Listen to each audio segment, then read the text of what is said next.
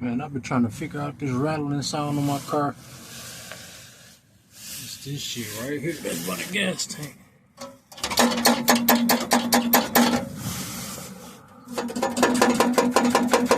Both of them like that.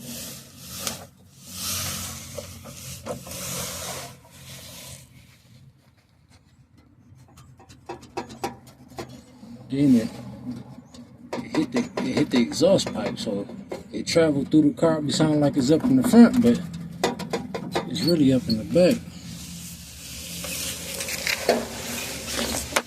This side worse right here.